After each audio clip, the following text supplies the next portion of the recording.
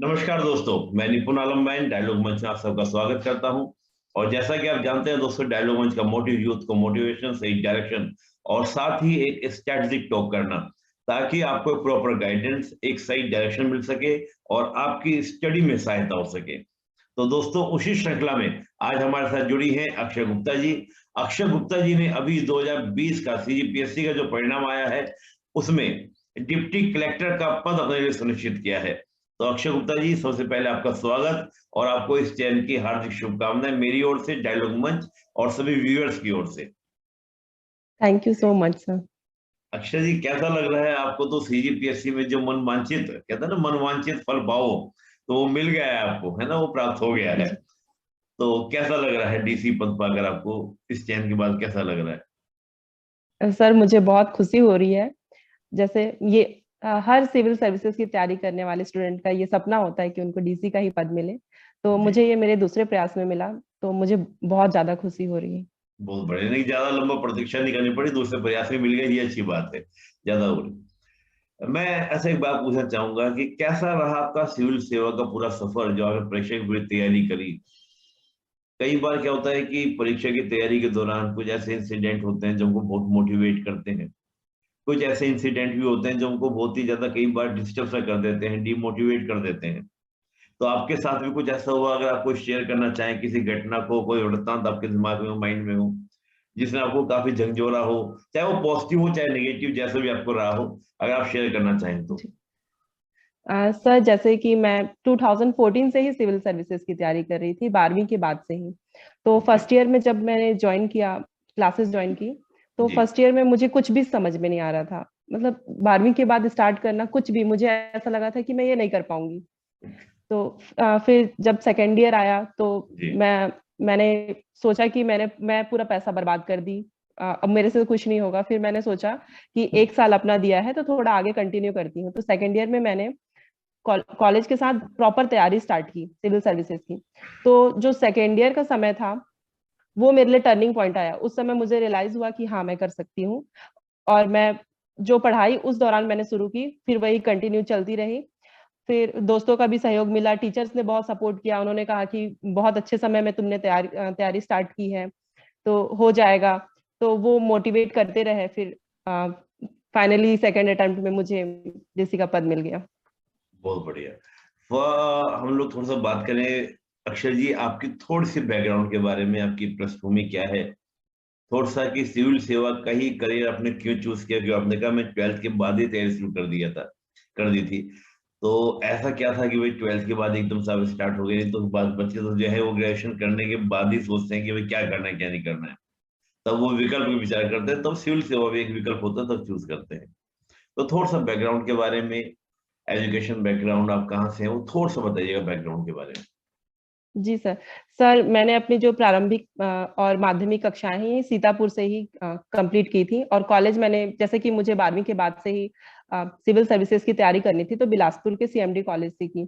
और sir civil services करने का ध्यान इस तरह से आया कि हमारे आसपास के क्षेत्र में सभी इंजीनियरिंग करते थे। और उस समय ऐसा दौर आ गया था कि सभी इंजीनियरिंग कर रहे हैं, प्लेसमेंट बहुत कम लोगों का हो रहा है। तो घर में यही माहौल था कि मैं भी मैथ्स बैकग्राउंड की थी, कि इंजीनियरिंग तो नहीं करना है। तो अब मुझे भी ऐसा था कि पेरेंट्स जो सजेस्ट करेंगे वही करूंगी, क्योंकि 12th तक मुझे इतनी समझ नहीं थी कि मैं क्या चूज करूं। जी। जैसे सब बोलते हैं कि आपको जो रुचि है वो करिए, लेकिन मुझे ऐसा लगता है कि उस समय तक इतनी समझ नहीं होती कि हम खुद से चूज कर पाए। तो पेरेंट्स का सपोर्ट मिला, उन्होंने सजेस्ट किया कि सिविल सर्विसेज की तैयारी शुरू करो। तो फिर मैं 12th के बाद से ही तैयारी शुरू की। बहुत बढ़िया। यानी कि ये पहले से आपने तय कर लिया था कि इंजीनियरिंग नहीं करनी है, अपने को सिविल में ही जाना है, और फैमिली ने पूरा आपको सपोर्ट किया और आप बने।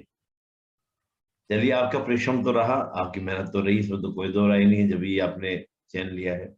लेकिन इस सफलता में आप किसी और को भी भागी बनाना चाहेंगे कि उनके सपोर्ट के बगैर ये ना हो पाता? सर सबसे ज्यादा तो मेरे माता पिता, अगर वो मुझे यहाँ से भेजे ही नहीं होते सीतापुर से, तो ये मुश्किल था ऐसा होना। जी। माता जी। पिता, मेरा परिवार और दोस्त और टीचर्स का तो हमेशा से ही सपोर्ट रहता है सर। टीचर्स हमेशा मोटिवेट करते हैं और दोस्त आपको हमेशा बताते हैं कि क्या करना चाहिए क्या नहीं करना चाहिए, आपका मोरल कभी डाउन नहीं होने देते। तो सभी का बहुत अधिक सहयोग रहा। बहुत बढ़िया। तो पूरा परिवार का, मित्रों का, टीचर्स का, सभी का सहयोग मिला और अक्षय गुप्ता जी ने ये डीसी पद प्राप्त किया। तो डायलॉग मंच की ओर से आपके माता पिता को, गुरुजन आपके जो हैं, आपके मित्रों को, सभी को डायलॉग मंच का नमन। Thank you. अक्षय जी, हम अगली बात, अगला प्रश्न मैं आपसे पूछूंगा कि जो ये पूरी परीक्षा का प्रिपरेशन था, पूरा दौर था, इसमें आपको 3 स्टेजेस की परीक्षा है। इस 3 स्टेजेस की परीक्षा में आपको अपने अकॉर्डिंग की, मुझे सबसे ज्यादा टफ ये लगा, प्री का लगा, मेंस का लगा, इंटरव्यू का लगा, या चुनौतीपूर्ण रहा, जो आपको लगा कि हाँ ये मेरे लिए चुनौतीपूर्ण था? सर मुझे सबसे ज्यादा टफ तो प्रीलिम्स की ही परीक्षाएं लगती हैं, क्योंकि उसमें बहुत अधिक विद्यार्थी शामिल होते हैं और ऐसा रहता है कि उस दिन आप जो परफॉर्म करेंगे वही मायने रखता है आपको, क्योंकि इतने लाख लोगों में आपको सेलेक्ट होना ये थोड़ा मुश्किल होता है। तो मुझे प्रीलिम्स सबसे ज्यादा टफ लगता था। प्रेरणा सबसे ज्यादा टफ लगता था क्योंकि नंबर ऑफ स्टूडेंट्स बहुत ज्यादा होते थे। बहुत ज्यादा रहती है। तो इस चुनौती को आपने कैसे पार किया, जो आपको सबसे ज्यादा मुश्किल लगती थी, उसको, चुनौती को आपने कैसे पार किया? उसके लिए कोई खास स्ट्रेटजी और रणनीति आपने बनाई थी? जी सर, मैं सबसे ज्यादा क्वेश्चन सॉल्व करने पे ध्यान देती थी। टेस्ट सीरीज भी मैंने ज्वाइन कर रखा था सर। मुझे लगता है कि क्वेश्चन सॉल्व करना बहुत ज्यादा जरूरी, क्योंकि सीजीपीएससी में पुराने क्वेश्चन बहुत ज्यादा रिपीट होते हैं और आपको पैटर्न पता चलता है कि कैसे क्वेश्चन आ रहे हैं। अगर पुराने क्वेश्चन आए हुए आप एक भी क्वेश्चन गलत करते हैं तो आप सिलेक्शन से दूर होते जाएंगे। इसलिए मुझे लगता है सबसे पहले तो पढ़ाई के बाद, सबसे पहले पढ़ाई के दौरान ही पुराने क्वेश्चन सॉल्व करने चाहिए और जितने ज्यादा टेस्ट सीरीज दे सके, ऑनलाइन ऑफलाइन, उतने ज्यादा टेस्ट लगाएं। क्योंकि हम पढ़ लेते हैं तो हमें कभी कभी समझ में नहीं आता कि कौन सी चीज इंपॉर्टेंट है, कौन सी चीज इंपॉर्टेंट नहीं है। बहुत पढ़ने के बढ़िया। बाद जब हम क्वेश्चन सॉल्व करते हैं तो हमें समझ में आता है कि अरे ये लाइन हम ध्यान नहीं दिया और ये इंपॉर्टेंट था। तो मुझे मतलब मैं सबसे ये कहना चाहूंगी कि पढ़ने के बाद क्वेश्चन जरूर सॉल्व करें, टॉपिक वाइज क्वेश्चन सॉल्व करें। और जैसे करंट जो है, लोग क्या करते हैं लास्ट में 1 मंथ देते हैं करंट के लिए। मैं ये बोलना चाहूंगी कि पूरे साल भर करंट पढ़ते चलें, ताकि लास्ट में आप अपने बाकी सब्जेक्ट्स को अच्छे से रिवाइज कर सके। करंट पे आपको ज्यादा बर्डन ना पड़े, वो आपका पहले से ही प्रिपेयर होते रहेगा, साल साल भर होते रहेगा। तो लास्ट में आपको सिर्फ थोड़ा थोड़ा रिवाइज करना पड़ेगा और आप अपने जो जीएस पार्ट है उनको ज्यादा समय दे पाएंगे। बड़ा अच्छा आपने कहा कि आप प्रीवियस ईयर के पेपर खूब लगाएं, टेस्ट सीरीज आप खूब दें, और सबसे ज्यादा जो आपने दिया करंट अफेयर्स के ऊपर, ये करंट अफेयर्स को आपको साल भर पढ़ के चले, क्योंकि वाकई में ये बात फैक्ट भी देखी गई है कि सब बच्चे क्या करते हैं, बाद में जो मंथली मैगजीन आती हैं उसको पढ़ के क्या करते हैं, अपना काम बना लेते हैं, या 6 मंथ का करंट अफेयर्स आ जाता है उसको पढ़ के काम चला लेते हैं। मैं आपसे करंट अफेयर्स पे भी बात करता हूँ कि करंट अफेयर्स को पढ़ने के लिए आपके सोर्सेज क्या क्या थे? आपने मैगजीन, न्यूज़पेपर, आपने क्या स्टडी किया, कैसे आपने पढ़ा? सर जैसे विकास परक आते हैं छत्तीसगढ़ में, जिसमें छत्तीसगढ़ के सारे न्यूज होते हैं, जी। तो वो मैं हर महीने पढ़ती ही थी विकास जी। परक। साथ में प्रतियोगिता दर्पण, प्रतियोगिता दर्पण में भी जो इंडियन न्यूज है उसके लिए पढ़ती थी, और उसमें भी छाट छाट की चीजें पढ़ती थी, जैसे सीजीपीएससी में जो आने लायक हो, क्योंकि उसमें बहुत सारी चीजें होती हैं। और साथ में एक कंपटीशन कम्युनिटी की मैगजीन आती थी। जी। 2019 जैसे लॉकडाउन हुआ तो जी। वो उसका पब्लिकेशन थोड़ा बंद हो गया, लेकिन उससे पहले जो 2019 था उसमें मैं वो फॉलो करती थी। इससे फायदा ये होता था कि विकास परक जब मैं पढ़ती थी और फिर जी। कंपटीशन कम्युनिटी की मैगजीन पढ़ती थी हर मंथ, जी। तो दो दो बार रिवाइज हो जाता था करंट अफेयर सर। जी। तो वो चीजें दिमाग में बैठती जाती थी। और लास्ट में जैसे कि हर कोचिंग सेंटर अपना मैगजीन निकालता है, तो जी। समर अप करने के लिए उनको ले लेती थी ताकि बार बार रिवीजन हो जाए। बहुत बढ़िया, बहुत बढ़िया। तो आपने मैगजीन्स का भी यूज किया, न्यूज़पेपर आपने मंथली, वो डेली जो न्यूज़पेपर, वो इस टाइप की चीज फोकस नहीं सर किया? न्यूज़पेपर भी लेती थी। जी। न्यूज़पेपर से भी बहुत ज्यादा फायदा होता है। मैं जैसे कि आप जैसे क्वेश्चन सॉल्व कर रहे हैं तो आपको समझ में आने लगता है। जैसे कि मैं अ, जैसे मंत्री और उनके विभाग ही पूछता है मान लीजिए एग्जाम में, अब आपको पता है कि क्वेश्चन में ये पूछा है, और जब आप जी। न्यूज़पेपर पढ़ रहे हैं तो जैसे गृह मंत्री से रिलेटेड कोई न्यूज आया, तो आपको समझ में, आपको नाम तुरंत तुरंत पकड़ में आता है। और बिल्कुल। तो इनसे फायदा होता है। न्यूज़पेपर में कई चीजें ऐसी होती है सर जो अनावश्यक होती है, हमारा ध्यान खींचती हैं, तो मैं बहुत कम समय देती थी, सिर्फ एक बार देखती थी, पलट के देखती थी, कुछ इंपॉर्टेंट लगता था तो उसे पढ़ती थी, क्योंकि मैगजीन तो मंथ एंड में मैं पढ़ती ही थी इसलिए। बहुत बढ़िया। न्यूज़पेपर एकदम कहते हैं कि एकदम सरसरी निगाह से एकदम सर देख के निकाल देना है कि हाँ भाई चलो क्या क्या हेडिंग है, क्या चल रहा है, तो दिमाग में रिकॉल होती रहे, उसके लिए आपने न्यूज़पेपर को जी फोकस किया। सर। आपने न्यूज़पेपर नोट्स वगैरह तो नहीं बनाए होंगे, जो मुझे लग रहा है कटिंग वटिंग करके नोट्स वगैरह बनाना। नहीं नहीं सर, ऐसे नोट्स नहीं बनाए, क्योंकि मैगजीन में सारी चीजें अवेलेबल हो ही जाती हैं। जी। तो मैगजीन के भी आपने नोट्स बनाए थे या केवल अंडरलाइन वगैरह करके काम चला लिया? नहीं सर, कुछ कुछ चीजों के नोट्स बनाए थे, जैसे शॉर्ट में लिख देती थी, मान लीजिए जैसे फिफ्थ रैंक स्वच्छ, सॉरी, अंबिकापुर को फर्स्ट रैंक मिला मान लीजिए स्वच्छता में, तो फर्स्ट अंबिकापुर 10 लाख, जैसे 10 लाख की आबादी में मिला, तो ऐसे शॉर्ट शॉर्ट लिख लेती थी, ताकि उसको शॉर्ट में लिखती थी, पूरा फुल बनाती नहीं थी, ताकि उस रफ कॉपी को बार बार पलटूं तो मेरे ध्यान में रहे कि ये न्यूज चल रहा था। एकदम छोटे छोटे वर्ड में लिखती थी। बहुत बढ़िया, बहुत बढ़िया। आपके पास अभी कोई नोट्स रखा है यहाँ पर, मैगजीन वगैरह जो आप नोट्स बनाए थे करंट की? आप अभी रूम पर है कहीं सर बना रहे अभी हैं? तो नहीं होगा। अच्छा चलिए, जब दीजिएगा जरूर, थोड़ा सा मैं चाहूंगा कि एस्पिरेंट्स को देखें कि शॉर्ट नोट्स कैसे बनाते हैं और उनको जानकारी मिले, उनको सहायता मिले। तो मैं रिक्वेस्ट आपसे कर रहा हूँ सभी एस्पिरेंट्स की ओर से, क्योंकि जैसे आपने बात बोलते हैं नोट्स की बात, तो बच्चों के तभी वहीं पर कमेंट आते हैं कि सर प्लीज नोट्स लीजिएगा। मैं ठीक है। नहीं सर, मैं कहना चाहूंगी कि रफ पेपर होते हैं, रफ कॉपी, मैं सिर्फ रफ कॉपी में ही ये भी नहीं देखती थी कि कॉपी सीधा है या उल्टा है, लिख लेती थी। वो फिर बाद में मैं खुद ही मेहनत करती थी कि इधर से पढूं, इधर से पढूं, मतलब सिर्फ लिख लेती थी छोटा छोटा। ऐसे न्यूज़पेपर पढ़ रही हूँ और साइड में ही लिख लेती थी, कैसे भी लिखा जाए, बस एक कॉपी में लिखा जाए। ओके ओके ओके, जिससे ना बाद में न्यूज़पेपर का काम न रहे, न्यूज़पेपर साइड रख दिया जाए, कॉपी हाँ में सब चीजें नोट हो जाए। हाँ। बहुत बढ़िया। तो आपने करंट अफेयर्स का तो शॉर्ट में से आपने काम किया। अगर हम बात करते हैं प्री की बात करें, क्योंकि प्री का एग्जाम सबके पास नजदीक है, प्री के बारे में जब बात करते हैं तो प्रारंभिक परीक्षा के लिए भी आपने नोट्स बनाए सभी टॉपिक वाइज, चाहे वो पॉलिटी हो, हिस्ट्री हो, ज्योग्राफी हो, सभी के लिए, छत्तीसगढ़ हो सभी के लिए, या ऐसे ही काम चलाया जैसे आपने करंट अफेयर्स का काम चलाया? नहीं सर, प्रारंभिक परीक्षा के लिए मैं किताब ही पढ़ी थी, किताबों को मैं बार बार पढ़ी थी। ओके। किताब को जैसे आप बार बार पढ़े, मतलब आपने नोट्स नहीं बनाए, किताब को ही बार बार नोट्स, अंडरलाइन करके? उसके हैंड रिटन नोट्स नहीं बनाए थे प्रीलिम्स के लिए सर। अच्छा। कितनी बार आपने एक बार बुक्स की हम बात करें तो बुक्स को आपने कितने बार पढ़ा होगा? सर जैसे कि मैं बहुत पहले से ही पढ़ रही हूँ, 2014 से ही पढ़ रही हूँ, तो ओके मैं तो गिनती में भी नहीं बता सकती कि कितनी बार पढ़ चुकी होंगी। ओके, 2014 से आप पढ़ाई कर रहे हैं, यानी कि आफ्टर 12th आपने पढ़ाई शुरू कर दी थी। हाँ तो जैसे ही आपका ग्रेजुएशन पूरा हुआ, आपने एकदम से फॉर्म डाला, तो पहले अटेम्प्ट में आपका सिलेक्शन नहीं हुआ, फिर सेकंड सर, अटेम्प्ट आपका पहले हुआ? अटेम्प्ट में इंटरव्यू तक गई थी, 236 ओके रैंक आया था, ओके कोई पोस्ट नहीं मिला था, सेकंड अटेम्प्ट में फिर हुआ। ओके। जब फर्स्ट एग्जाम आपने दिया और सेकंड एग्जाम में आपको डीसी बना, और 236 रैंक आपका था, इस बार आपका रैंक इतना अच्छा है तो आपको डीसी मिल गया, क्या कमी रह गई थी, जो क्या महसूस हुआ कि फर्स्ट रैंक के सेकंड रैंक में मैंने ये दूर किया और मेरा रैंक अच्छा है, मैं डीसी बन गए? सर, सर पहले जो फर्स्ट अटेम्प्ट का एग्जाम था उसमें समझ में आ गया था कि स्कोरिंग फर्स्ट पेपर और फोर्थ पेपर सबसे ज्यादा स्कोरिंग है। तो ओके फर्स्ट अटेम्प्ट में क्या हुआ था, मेरे जो फोर्थ पेपर है उसमें मैथ्स के क्वेश्चन छूटे थे, मैं मैथ्स के स्टूडेंट हूँ, लेकिन मैथ्स के क्वेश्चन छूटे थे, मुझे ऐसा लग रहा था कि मैं सॉल्व कर ही लूंगी, लेकिन टाइम उस पेपर में बहुत कम होता है और मैथ्स की प्रैक्टिस बहुत ज्यादा हम लोग नहीं करते, जैसे बन जाएगा ऐसा लगता है। तो यहीं पे कमी रह गई थी, मुझे लगता है कि साल भर हमें मैथ्स की प्रैक्टिस करनी चाहिए, क्योंकि उस पेपर में समय बहुत कम होता है, हमें बहुत कम समय में सारी चीज सॉल्व करने होते हैं। और सर लैंग्वेज ऐसा है कि आप जितनी बार पढ़ेंगे आपको चीजें उतनी ज्यादा याद होंगी। तो पहली बार में भी मैंने पढ़ा था, लेकिन सोर्सेस की कुछ कमी थी, जैसे कि पुराने जो किताबें थे मैं उन्हें उन्हें ही फॉलो कर रही थी जो मैंने शुरू से पढ़ा था।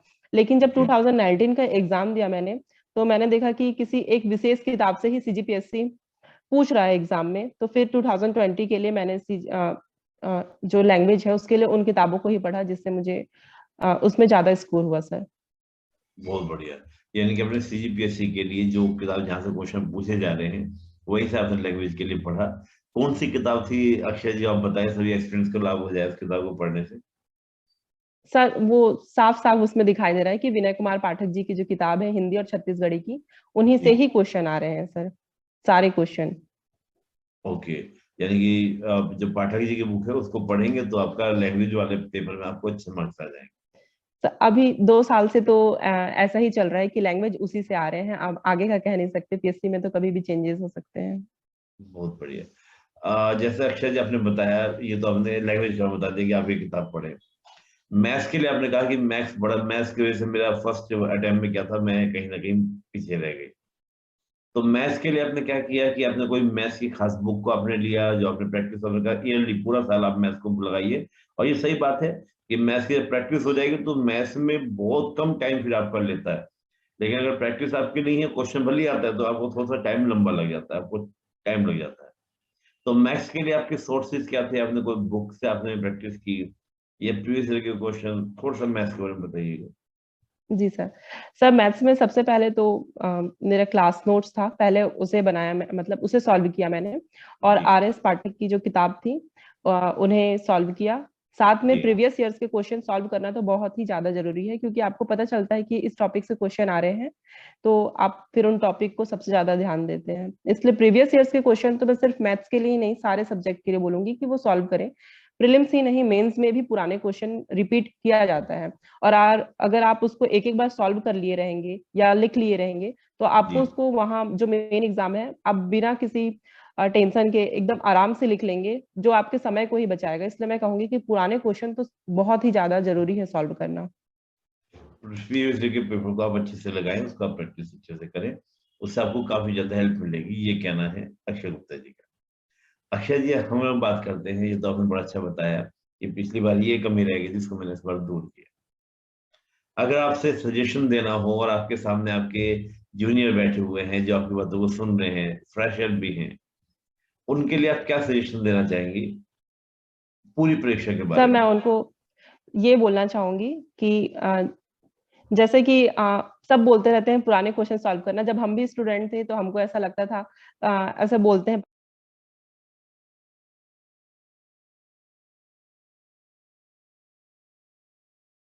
पता कोई करता होगा या नहीं करता होगा, लेकिन मैं आपसे बोलना चाहूंगी कि जरूर जरूर जरूर से आप पुराने क्वेश्चंस को सॉल्व करें, क्योंकि पुराने क्वेश्चन सच में रिपीट होते हैं। 2019 के क्वेश्चन 2020 में रिपीट हुए थे, ऐसी भी स्थितियां आई हैं।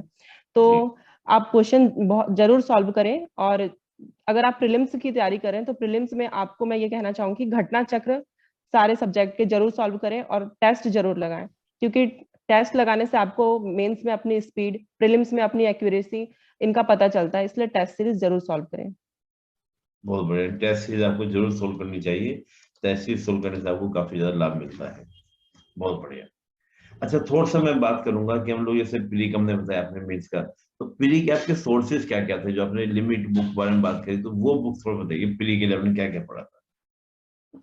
जी सर। सर जैसे कि एचआर पब्लिकेशन का जो छत्तीसगढ़ की किताब है, सर सीधे तौर पे मैंने छत्तीसगढ़ उसी से पढ़ा था।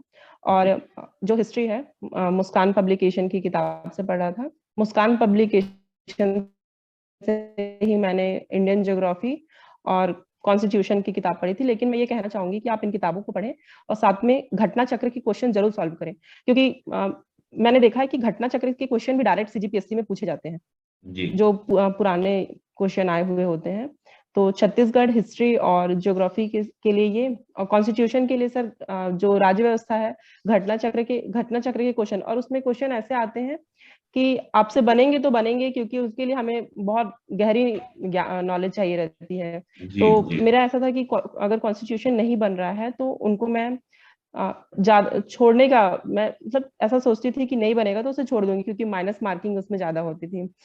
बहुत बढ़िया। माइनस मार्किंग नहीं करना है करके। और मेन चीजें तो यही होती हैं सर, ज्यादा क्वेश्चन यही से आते हैं। जी, तो एक बार दोबारा आप रिपीट कर देंगे कि कौन कौन से टॉपिक पे आप फोकस करने के लिए बोल रहे हैं? हिस्ट्री आपने बोला, एक बार गिन के यहाँ 1 2 3 ये पे आप काम कर रहे थे। हाँ सर, जैसे साइंस, आप साइंस सबसे पहले तो CG50 क्वेश्चन आते हैं, तो सीजी जी आप बहुत अच्छी तरीके से पढ़ें। और जैसे कि 1-2 साल में देखा गया है, साइंस और इन्वायरमेंट के क्वेश्चन आ रहे हैं जो आपको लीड देते हैं। तो साइंस और इन्वायरमेंट के लिए मैं आपको बोलना चाहूंगी कि आप घटना चक्र ही सॉल्व करें, क्योंकि उनसे ही क्वेश्चन आ रहे हैं, ऐसा देखा गया है। बहुत फिर बढ़िया। हिस्ट्री में भी मुस्कान पब्लिकेशन, लेकिन इसके लिए मैं आपको घटना चक्र सॉल्व करने बिल्कुल भी नहीं बोलूंगी, क्योंकि मैंने घटना चक्र लिया था हिस्ट्री का, उसमें बहुत ही ज्यादा डीप दिया और सीजीपीएससी में इतना नहीं पूछा जाता, इतना डीप नहीं पूछा जाता, तो आपका समय खराब होगा। इसलिए हिस्ट्री के लिए बिल्कुल भी सजेस्ट नहीं करूंगी, लेकिन राज्य व्यवस्था के लिए बोलूंगी कि घटना चक्र आप जरूर पढ़ें, और इंडियन ज्योग्राफी के लिए भी। और छत्तीसगढ़ के लिए बात करें तो छत्तीसगढ़ जो 50 क्वेश्चन आते हैं उसके लिए क्या करें? सर 2 साल से तो मैंने जब अपना एग्जाम दिया तो एचआर पब्लिकेशन के ही किताबें पढ़ी और उसी से आया है। और इकोनॉमिक सर्वे से भी क्वेश्चन आते हैं, तो आपको पूरा इकोनॉमिक सर्वे पढ़ने की जरूरत नहीं है। बहुत सारी संस्थाएं ऐसी हैं जो आपके लिए मेहनत करके उनके शॉर्ट नोट्स बना रही हैं। तो मैं आपसे कहना चाहूंगी कि आप उन्हीं को पढ़ें, क्योंकि आप इकोनॉमिक सर्वे लेके पूरा उसे पढ़ने से आपका समय खराब होगा। जो संस्थाएं कोचिंग आपके लिए जितना मेहनत कर रही है, आप उनका इस्तेमाल करें, मैं ये कहना चाहूंगी। बहुत बड़े, बहुत बड़े। यानी कि आपको और सी सेट के लिए, जी जी जी, एक सी सेट के लिए ये कहना चाहूंगी सर, जैसे 2019 का जब मैंने पीएससी दिया था, तो साल भर में मैथ्स, हिंदी और छत्तीसगढ़ी उतना ध्यान नहीं देती थी। तो जब लास्ट वक्त आया था टेस्ट में, मैं जब एग्जाम में देती थी तो मैं हड़बड़ा जाती थी कि ये होगा कि मैं क्वालिफाई कर पाऊंगी कि नहीं कर पाऊंगी, क्योंकि साल भर मैंने पढ़ा ही नहीं था। तो मुझे बहुत ही ज्यादा डर लगने लगा था लास्ट में। तो मैं ये बोलना चाहूंगी कि आप सी सेट के भी क्वेश्चन सॉल्व करते रहें, ताकि लास्ट में आपके अंदर डर बिल्कुल ना रहे। डर से आधे क्वेश्चन हमसे नहीं बनते। तो साल भर आप सी सेट के लिए भी हिंदी, छत्तीसगढ़ी और मैथ्स पढ़ते ही रहे। 2019 में मुझे बहुत ज्यादा डर था, इसलिए 2020 के लिए मैंने साल भर ही पढ़ा था, ताकि मुझे जो पैनिक है वो बिल्कुल भी ना हो लास्ट में। बहुत बढ़िया। और तो जैसे आपने मैथ है, इसके लिए भी, प्री के लिए भी आपका कोई सोर्स रहा होगा पूरा सीसेट के लिए? क्या खास सोर्सेज रहे सीसेट के लिए आपके? सर प्रीवियस ईयर्स के क्वेश्चन और जो क्लास नोट्स थे उन्हें ही सॉल्व किया, और साथ में लॉजिकल रीजनिंग की किताब आती है, जो रीजनिंग की किताब होती है, दीपक अच्छा, सर दीपक करके उनकी है, उन्हें सॉल्व करें। ओके ओके, बहुत बढ़िया। तो ये तो आपने प्री के बारे में बताया। अब थोड़ा सा मेंस के बारे में बात करेंगे। मेंस के लिए आपका क्या स्ट्रेटजी थी? मेंस के लिए आपने कैसे तैयारी की? मेंस में तो सर मैंने जिस संस्थान से अपनी कोचिंग की थी, उनकी जो वो पढ़ाते थे उनकी क्लास नोट्स मैंने पूरी तरीके से तैयार रखी थी।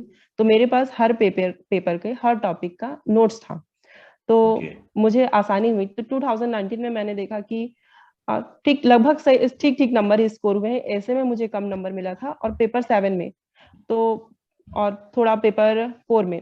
तो मुझे समझ में आ गया था कि क्लास नोट्स में कमी नहीं है, थोड़े प्रेजेंटेशन सुधारने की जरूरत है, और पेपर 1 के लिए तो हमें अपने ही किताब पढ़ना है। तो नोट्स तो मुझे लगता है कि पर्याप्त था। और मैं ये कहना चाहूंगी कि आप अपना नोट्स जरूर तैयार रखें, क्योंकि लास्ट में हमारे पास समय बहुत कम होता है। मुझे ऐसा लगता है अगर आप नोट्स बनाए हैं, उसे आप बार बार रिवाइज करेंगे तो आपको चीजें ज्यादा अच्छी तरीके से याद होंगी। आप ज्यादा अच्छे तरीके से वहां लिख पाएंगे। आपके पास जितने सीमित चीजें होंगी, आप उन्हें उतने अच्छे तरीके से व्यक्त कर पाएंगे। इसलिए मैं कहना चाहूंगी कि आप अपने नोट्स मेंस के लिए तो बना के ही रखें। बहुत बढ़िया, नोट्स आपके होने ही चाहिए मेंस के लिए। हम्म। आपने अपने इंस्टीट्यूट का जो भी आपने पढ़ा होगा, आपने वहां से नोट्स को प्रिपेयर किया, उस जी सबका सर। काम बना। तो नोट्स के बारे में आप कैसे कहेंगे? शॉर्ट नोट्स बनाने चाहिए या लॉन्ग नोट्स बनाने चाहिए, उसके बारे में थोड़ा सा बताइएगा। और नोट्स कब सर, बनाने चाहिए ये भी थोड़ा सा बताइए, नोट्स कब बनाने चाहिए? हाँ, नोट्स तो जैसे आप तैयारी स्टार्ट करते हैं, हर टॉपिक वाइज आप नोट्स बनाते जाइए। सर जैसे मैं शॉर्ट नोट्स नहीं बनाती थी, लेकिन मुझे अपने लॉन्ग नोट्स भी पढ़ने में ज्यादा समय नहीं लगता था, क्योंकि जो 2 साल लगभग 2019 से मैंने मेंस की कक्षाएं ली थी, तो जो नोट्स बनाए मैंने सर, उनको इतनी बार रिवाइज किया था कि मुझे उन्हें रिवाइज करने में ज्यादा से ज्यादा जैसे दर्शन शास्त्र पढ़ने या समाज शास्त्र, ज्यादा से ज्यादा 1 से 1.5 घंटा लगता था। तो जी, जैसे कुछ लोगों को शॉर्ट नोट्स कुछ लोग बनाते हैं, तो शॉर्ट नोट्स उनके लिए फायदेमंद होता है। मैंने शॉर्ट नोट्स नहीं बनाया था, मैंने सर लॉन्ग नोट्स को ही इतनी बार पढ़ा था कि मुझे उनको रिवाइज करने में ज्यादा समय नहीं लगता था। ओके। तो ये आप पर डिपेंड करता है कि आप जैसा नोट्स बनाना चाहें। अपने अकॉर्डिंग जैसा आपको सुविधा लगे उस हिसाब से बनाइए, हम्म। लेकिन नोट जरूर बनाइए, क्योंकि अंत समय में आपको रिवाइज करने में इश्यू ना हो, बहुत ज्यादा आसानी है, हाँ। बहुत ज्यादा आसानी हो। चलिए, बड़ा अच्छा। इंटरव्यू कैसा रहा अक्षरा जी आपका? इंटरव्यू आपका कैसा तैयारी आपकी? जी सर, लास्ट टाइम जब मेरा इंटरव्यू था तो उसमें तालिबान का मामला था। तो तालिबान से रिलेटेड क्वेश्चन और सारे वर्ल्ड ज्योग्राफी से रिलेटेड क्वेश्चन मुझसे पूछे गए थे। तो सर सीजीपीएससी में ऐसा होता है कि हम सिलेक्शन के अप्रोच से पढ़ाई करते हैं, तो वर्ल्ड ज्योग्राफी मैंने ज्यादा पढ़ा नहीं था।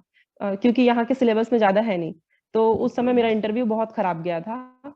और इस बार क्या हुआ, जो हमारे रीजनल क्वेश्चन है उनसे ही मुझसे ज्यादा क्वेश्चन पूछे गए, तो मैंने उनके जवाब अच्छे तरीके से दिए थे। ओके, तो रीजनल। इस बार मुझे अच्छे मार्क्स भी मिले। तो मुझे लगता है इंटरव्यू के आपके मार्क्स उस दिन के आपके परफॉर्मेंस के साथ साथ आपके बोर्ड पर भी निर्भर करता है। कभी कभी ऐसा होता है किसी बोर्ड में नंबर ही नहीं मिलते। बहुत बढ़िया। पता नहीं किस डायरेक्शन में इंटरव्यू चला जाए, वी डोंट नो। जी।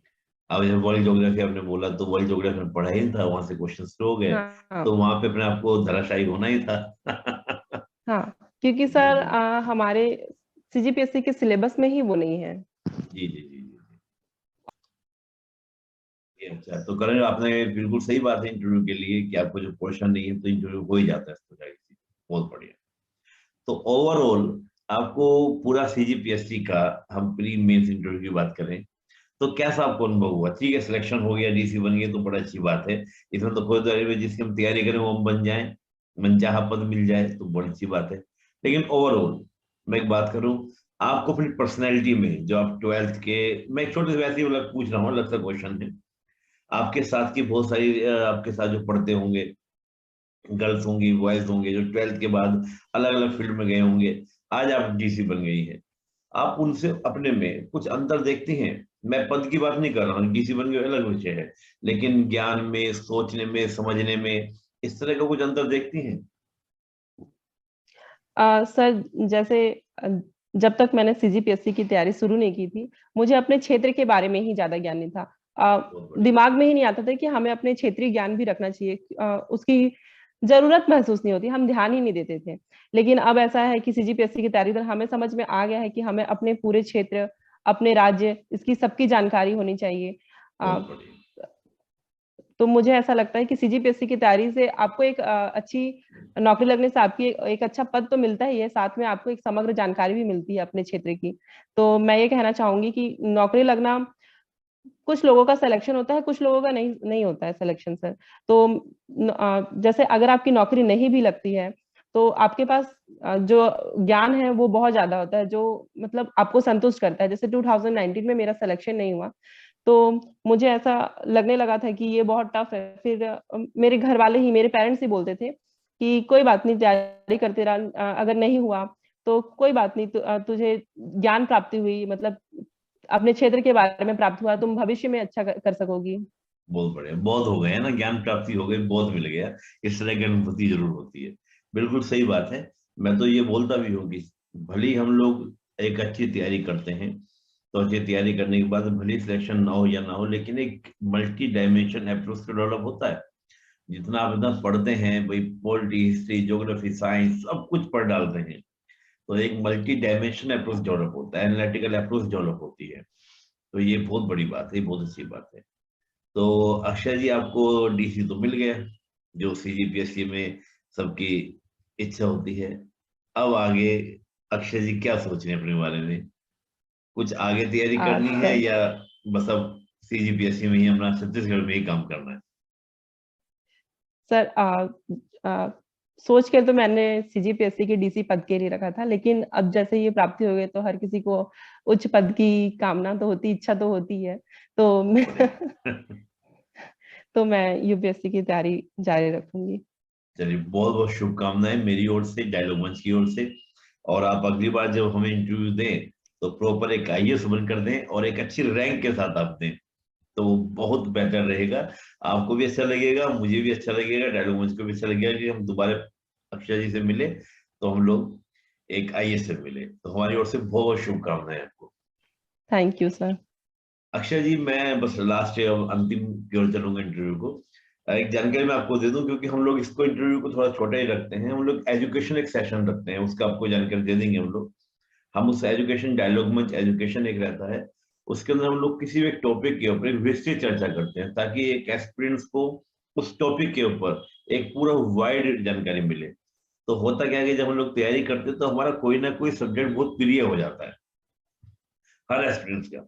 मैं भी जब स्टूडेंट था, तो मेरा पॉलिटी, इकोनॉमी और हिस्ट्री मेरे बहुत प्रिय हो गए थे, मतलब रात दिन पॉलिटी दिखती थी, तो उसमें इंटरेस्ट आता था, आईआर में इंटरेस्ट आता था। तो ऐसे ही आपका भी कुछ हो गया होगा, तो उसको हम लोग डिस्कस कर लेंगे आफ्टर द इंटरव्यू। तो आप मुझे बताइएगा कि हम इस पे काम कर लेंगे। तो ये बहुत सारे एस्पिरेंट्स के लिए क्या होता है, लाभकारी हो जाता है, जिन खासतौर से उनके लिए जो किसी भी कारण से किसी की गाइडेंस नहीं मिल पा रही है, कहीं बड़े शहरों में नहीं आ पा रहे हैं, और गर्ल्स के लिए तो खास तौर से, चलिए आपको माता जी पिताजी ने सपोर्ट किया, कहीं बार क्या होता है कि परिवार का परिवेश, समाज का परिवेश ऐसा होता है कि गर्ल्स को अलाउड नहीं हो पाता कि भाई आप जाकर पढ़ाई करें। तो उनके लिए आप सबकी मदद से डायलॉग मंच ने एजुकेशन प्रोग्राम शुरू किया है, तो वो भी ऐसे ही अपना सोशल क्रोस के तहत चलता है हमारा। अक्षय जी, मैं आपसे ये तो मैं बात करूंगा, आप अगर सहमति देंगे तो एजुकेशन वाले प्रोग्राम में भी हम आपके साथ जुड़ना चाहेंगे। सर, ऐसा है कि सीजीपीएससी के लिए हम हर सब्जेक्ट के जो टॉपिक वाइज है वही पढ़ाई करते थे, तो टॉपिक टॉपिक की जानकारी पूरे आंतरिक जानकारी तो है नहीं, पता नहीं सर मैं एक्सप्रेस कर पाऊंगी या नहीं, ये नहीं समस्या है नहीं, मेरे साथ। उतना ही तो करना है। देखिए, आपने बड़े इंटरेस्टिंग बात बोली थी, एक किताब के बारे में आपने बोला कि उसमें हिस्ट्री का पोर्शन बहुत ज्यादा दिया हुआ था, जो सीजीपीएससी से बहुत ज्यादा था। जी तो जाहिर सी बात है कि मैं तो यही चाहूंगा, तो यही तो क्या अप्रोच है जिसको हम लोग क्या करना है, जो है स्टूडेंट सीजीपीएससी की तैयारी कर रहा है, तो उसको आप अच्छी जानकारी दे पाएंगे भाई सीजीपीएससी में यहाँ से क्वेश्चन बनता है, ऐसे बनता है, और इतना ही इसके अंदर टॉपिक के अंदर पढ़ना है। मान लो हिस्ट्री की हम बात करें, तो आपने मान लिया पढ़ा, हाँ अशोक को पढ़ा, तो अशोक में से आपने ये सब पढ़ लिया, ये आपका काम हो गया। ये चीजें शायद कोई और दूसरा व्यक्ति ना दे पाए जो आप अच्छे से बता पाएंगे, क्योंकि आपने बड़ा अच्छे से एकदम कहा कि भाई वो हिस्ट्री की बुक ज्यादा दे दी है, तो वो आपको पढ़ना नहीं है। हम्म। तो ये चीज वही बच्चों को पता चलनी चाहिए, भाई उनको तो डीसी बनना है, और आप उनको बना देंगे तो आपको वो विशेष देंगे कि हाँ, अक्षय दीदी ने हमारे जीवन में कुछ परिवर्तन लाया। सर सीजीपीएससी के लिए मैं ऐसा कर सकती हूँ कि आपको कौन से बता सकती हूँ कि कौन से टॉपिक से क्या पढ़ना है, बहुत क्योंकि बढ़िया, हमें बहुत सीमित सीमित चीजें ही पढ़नी होती हैं। बहुत बढ़िया। तो दोस्तों, जल्दी आप अक्षय जी के साथ में एजुकेशन सेशन में आप देखेंगे। अक्षय जी, मैं अब अंतिम चलता हूँ पूरे इंटरव्यू के लिए। सभी एस्पिरेंट्स के लिए, चाहे वो फ्रेशर हो या एक दो बार पास फेल में उलझे हो जैसे आपका भी पहली बार नहीं हुआ, उन सब के लिए आपका सुझाव, कोई सजेशन, कोई बात आप उनके लिए रखना चाहें, कहना चाहें? हाँ, जी मैं जैसे जिनका सिलेक्शन नहीं हुआ उनके लिए ये कहना चाहूंगी कि निराश ना हो, निरंतर कार्य करते रहें, क्योंकि आपकी मेहनत का फल आपको जरूर मिलेगा। जी। आपने जितनी मेहनत की है उनका फल आपको जरूर मिलेगा। और जो नए एस्पिरेंट्स हैं उनको मैं ये कहना चाहूंगी कि आप ये बिल्कुल ना सोचें कि हमसे पहले इतने लोग तैयारी कर रहे हैं, क्योंकि जो मुझे ऐसा लगता है कि जो नए नए तैयारी करते हैं, नए नए नए एग्जाम देते हैं, वो चीजों को ज्यादा अच्छी तरीके से एक्सप्रेस करते हैं। तो बहुत बढ़िया। नए एस्पिरेंट्स के लिए ये रहेगा कि आप बिल्कुल भी घबराएं नहीं कि हमसे पुराने तैयारी करने वाले हैं, आराम से पढ़ें, अपना एग्जाम शांति से, आपका कंपटीशन आपके खुद से ही है, तो बहुत अपना बढ़िया। लेवल बढ़ाएं, अपना काम करें और अपना एग्जाम शांति से दें। और जो पुराने वाले हैं उनको भी मैं ये नहीं कहना चाहूंगी कि ये कहना चाहूंगी कि ये नहीं कह रही मैं कि आप मतलब अच्छे से नहीं, मतलब आप नए लोगों से कम तैयारी में, आपके पास अनुभव है, आप अच्छा कर सकते हैं। कभी कभी एग्जाम के दिन स्थितियां हमारे अनुकूल नहीं होती जिससे हम अच्छे से एक्सप्रेस नहीं कर पाते, जी। तो आपको अगला चांस जरूर मिलेगा। तो बस आप निरंतरता बनाए रहें। बहुत बढ़िया, निरंतरता बनाए रखें, तो आपको भी काम बन जाएगा, आप घबराने की जरूरत नहीं है। कई बार होता है, बिल्कुल सही बात है कि एग्जाम के दिन कुछ बातें हो जाती हैं जिस कारण हमारा माइंड नहीं काम करता, उसके कारण हम लोग थोड़ा गलती कर देते हैं, मिस्टेक कर देते हैं, सिली मिस्टेक्स जिनको बोलते हैं वो हो जाती है। जी अक्षय जी, मैं एक लास्ट प्रश्न आपसे, गर्ल्स के लिए आप क्या कहना चाहेंगी? और मैं केवल गर्ल्स के लिए बात नहीं कर रहा हूँ, गर्ल्स के गार्जियंस के लिए भी आप क्या कहना चाहेंगी? कि जैसे आपके माता पिताजी का आपने आभार किया कि उन्होंने मुझे पढ़ने के लिए भेजा, कई बार गार्जियंस बहुत से रीजन से कि नहीं तुम नहीं पढ़ने जाओगी, तुम्हें शहर में नहीं जाना है, तुम्हें बाहर नहीं जाना है, तो गर्ल्स के लिए भी, लड़कियों के लिए भी, और साथ में उनके गार्जियन के लिए भी आप कुछ मैसेज देना चाहें? जी जी, मैं गर्ल्स के लिए तो ये कहना चाहूंगी कि आप अपने लिए बोलें। आप अपने जैसे अगर आपके पेरेंट्स नहीं मान रहे आपको बाहर भेजने के लिए, तो आप उन्हें समझाएं, आप उनको विश्वास दिलाएं कि आप कर सकती हैं। तो आप उन्हें विश्वास दिलाएं और आप अपने लिए बोलें। मैं सबसे ज्यादा यही बोलूंगी कि आप बोलें कि मुझे पढ़ना है, क्योंकि अगर आप ऐसे सामने से जाके बोलेंगी तो वो कभी भी आपको मना नहीं करेंगे। गर्ल्स ऐसा, कई गर्ल्सों में ऐसा होता है कि वो बोलती ही नहीं है कि मुझे पढ़ना है। तो मैं ये कहूंगी कि आप बोलें और अपनी मेहनत से साबित करें कि हाँ मैं कर सकती हूँ। बहुत और पेरेंट्स को मैं ये कहना चाहूंगी कि अब स्त्री पुरुष दोनों बराबर ही हैं, तो मैं इनसे ये कहना चाहूंगी कि उनको भी बाहर पढ़ने के लिए भेजें। यह सब पहले से देखा गया है कि लड़कों को ही पढ़ने भेजा जाता था, लेकिन मैं ये कहूंगी कि अब लड़कियां भी लड़कों से कम नहीं है, लड़कों से अच्छी, ज्यादा ज्यादा नहीं, बराबर समान रूप से ही दोनों पढ़ाई कर रही हैं। तो उनको मतलब बाहर भेजें, जरूर बाहर भेजें, ताकि वो आपका नाम रोशन कर सके। बहुत बढ़िया। हमारे तो एक बात कही जाती है जहां से मैं बिलोंग करता हूँ कि हमारी छोरिया कौन सा छोरे से कम है। कि हमारी जो लड़कियां हैं वो जी। लड़कों से कम नहीं है, तो ऐसा नहीं माने। और आज तो हर क्षेत्र में, और मैं तो सभी से ही निवेदन करूंगा कि देखिए आज अक्षय जी ने डीसी बनी तो अपने माँ बाप का ही नाम ले रही है। तो ठीक है, वो बातें अलग हैं कि हमारी सामाजिक व्यवस्थाएं कैसी भी हो, लेकिन हमेशा अक्षय जी यही कहेंगी जब तक भी आगे सर्विस पूरा करेंगी, तब हमेशा कहते हैं कि मैं माँ बाप की सहायता के बगैर, उनके आशीर्वाद के बगैर, उनके कदम उठाए बगैर मैं न बन पाती।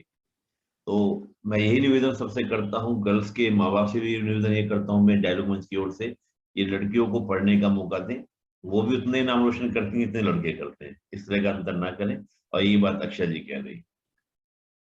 अक्षय जी बहुत बहुत धन्यवाद। अगर कुछ और भी आप कहना चाहें तो आप फ्री हैं, कुछ कहना चाहें तो, कुछ बोलना चाहें, कुछ मन में आ रहा हो तो, कुछ भी रखना चाहें किसी के लिए, अपने लिए, नहीं कोई बात जो भी।